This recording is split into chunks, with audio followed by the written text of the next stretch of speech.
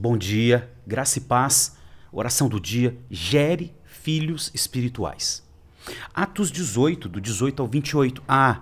Meio-dia, um encontro que nós teremos ao vivo, nossa live aqui pelo meu canal, meio-dia. Esteja conosco. No final, deixa o joinha para a gente aumentar o alcance aqui nessa plataforma. Atos 18, do 18 em diante, está escrito: Paulo ficou ainda muitos dias em Corinto, por fim, despedindo-se dos irmãos, navegou para a Síria, levando em sua companhia Priscila e Áquila. Antes de embarcar, raspou a cabeça em Cencreia, porque tinha feito um voto. Quando chegaram a Éfeso, Paulo deixou ali Priscila e Áquila. Ele, porém, entrando na sinagoga, pregava aos judeus e pediram-lhe que ficasse mais um tempo, mas Paulo não quis. Ao se despedir, disse: Se Deus quiser, virei visitá-los outra vez. E embarcando, partiu de Éfeso. Chegando a Cesareia, foi logo para Jerusalém e, tendo saudado a igreja, seguiu para Antioquia. Havendo passado algum tempo ali, saiu atravessando sucessivamente a região da Galácia e Frígia, fortalecendo todos os discípulos. Então aqui está relatado o final da segunda viagem missionária e o início da terceira. Está aqui nessa porção. E no final, algo muito interessante acontece. Paulo estava com Priscila e Áquila em Corinto. Foi lá que ele encontrou Priscila e Áquila. E ali ele ficou mais de um ano e meio em Corinto. Então, ele decide voltar para Antioquia. Ele raspa a cabeça porque ele era judeu e tinha votos e costume de judeu. Não que as coisas do judaísmo devem vir para o cristianismo. A gente não pode esquecer que Paulo, ele era um judeu, ele tinha costumes de judeu. Eu sou brasileiro, eu não sou judeu, então não tenho costume de judeu. Mas Paulo era judeu e tinha costumes de judeu. E algo marcante nós temos aqui. Ele pega Priscila e Áquila, e de Corinto ele vai para Éfeso. Lá ele não fica. Lá ele vai na sinagoga e prega, mas ele não fica. Mas ele deixa filhos espirituais lá. Eu fico vendo muitas pessoas reclamando: eu não tenho tempo para isso, não tenho tempo para aquilo, eu não tenho tempo. Mas essa pessoa, eu tenho certeza, ela não dedicou o tempo naquilo que é importante. Precisamos dedicar tempo em formar novos discípulos, novos líderes, pessoas que vão, novos profissionais como nós. Não é? Eu vejo assim, por exemplo, muitas mulheres dizendo: eu não tenho tempo, mas não consegue formar uma pessoa e colocar ali. Eu vou dar um exemplo aqui em Nova Serrana, nós temos muito banca de pesponto, né? E aí a gente vê a dona da banca gerindo a banca e ainda pespontando. Ela deveria estar gerindo a banca e não deveria ser a pespontadeira principal. Ela deveria ter a pespontadeira principal, ela deveria treinar outros para aumentar o impacto. Foi o que Paulo fez. Ele treinou Priscila e Áquila para aumentar o impacto do evangelho. Ele não podia estar em Corinto, ele não podia estar em Éfeso, ele não poderia estar em Cesareia, em Jerusalém e Antioquia ao mesmo tempo. Mas se ele deixasse filhos espirituais nessas cidades, o impacto do evangelho acontecia. A centralização, ela é a mãe da fadiga, da correria. A centralização é a mãe da correria.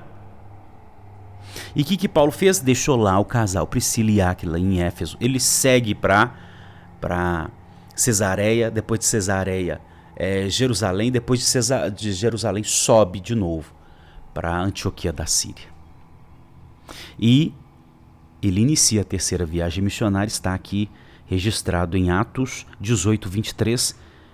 Paulo finaliza a segunda, descansa um pouco, fica um pouco com os irmãos na Antioquia da Síria e depois ele volta para a terceira viagem missionária, passando ali por Galácia e Frígia. E o que Lucas coloca? Ele coloca um episódio que Priscila e Áquila, os discípulos, filhos de Paulo, eles discipulam Apolo. Olha que legal. Presta atenção, continuando a leitura. 24. Nesse mesmo tempo chegou a Éfeso um judeu chamado... Em Éfeso. Quem estava em Éfeso? Paulo? Não. Quem estava em Éfeso? Priscila e Áquila. Nesse meio tempo chegou a Éfeso um judeu natural de Alexandria chamado Apolo. Homem eloquente, poderoso nas escrituras. Ele era instruído no caminho do Senhor. E sendo fervoroso de espírito, falava e ensinava com precisão a respeito de Jesus, conhecendo apenas o batismo de João. Apolo começou a falar ousadamente na sinagoga. Quando Priscila e Áquila, que também eram judeus, o ouviram falar, levaram-no consigo e com mais exatidão lhes expuseram o caminho de Deus.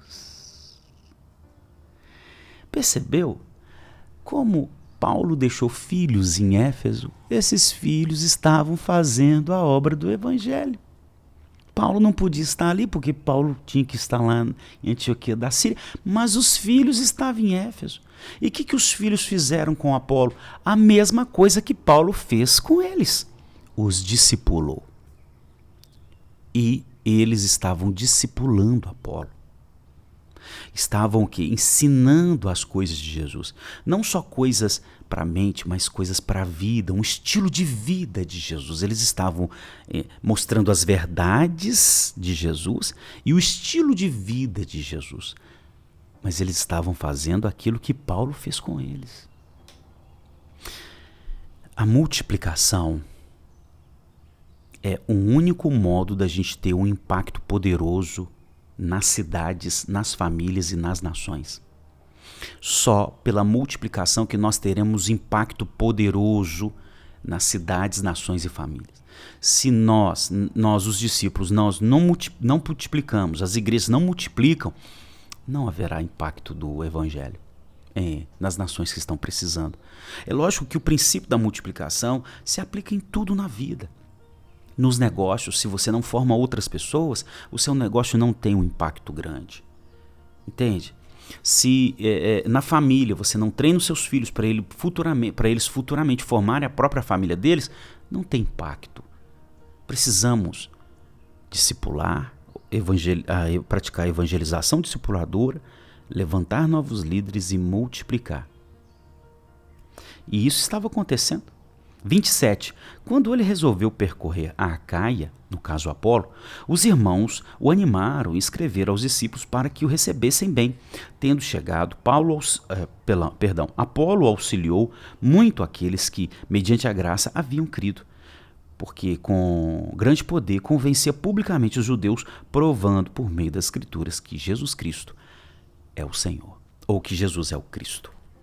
Apolo recebeu o discipulado de Priscila e Áquila, foi para Corinto.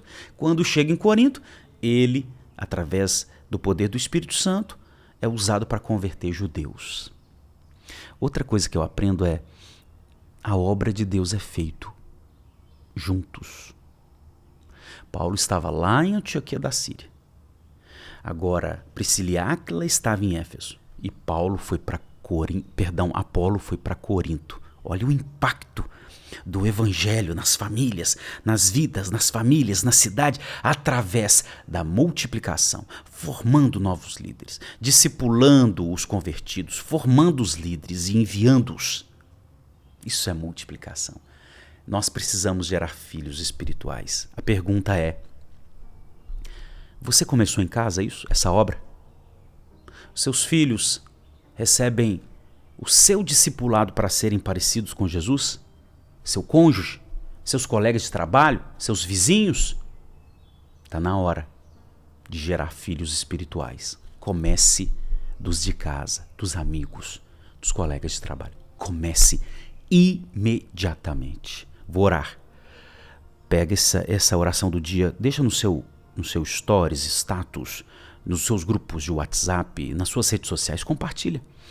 Nos comentários, deixa seu pedido de oração, a gente ora, viu? A gente ora.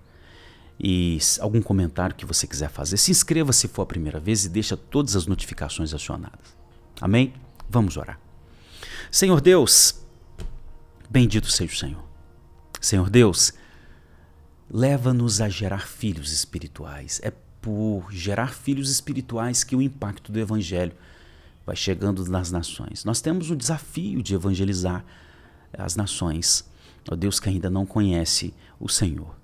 Povos e línguas espalhados por este globo. Senhor, desperta esse seu discípulo, essa sua discípula a gerar filhos espirituais, que ele comece em casa, ela comece em casa. Os filhos em casa sejam discipulados por eles. O cônjuge, os amigos, os colegas de trabalho. Senhor, eis aí um modus como se deve, o modus operandi do Senhor. É assim, é trazendo para perto, é revelando, é mostrando as verdades, é ensinando o estilo de vida, é levantando como líder e enviando. É assim, tem que ser assim, Senhor. Nos conceda essa bênção da multiplicação. Eu sei que esse princípio da multiplicação se aplica em todas as áreas da vida. Não só na vida com a igreja, departamentos, pequenos grupos, mas em tudo. A mãe treinando o filho para assumir a sua própria família, o empreendedor treinando funcionários para assumir partes importantes do empreendimento. É assim, Senhor. Em o nome de Jesus, um funcionário treinando o outro para que se aumente o número ali, o impacto do serviço pela multiplicação. Que assim seja. Pai, oro também por pessoas enfermas que possam receba a cura da parte de Deus, pessoas presas, aprisionadas por demônios, seja liberto, aprisionados por ressentimento, seja liberto em o nome de Jesus Cristo. Que sobre sua vida reine a paz do Senhor. Amém e amém. Amém? Amanhã 5 da manhã. E hoje, meio-dia. Horário marcado com a gente. Deus abençoe.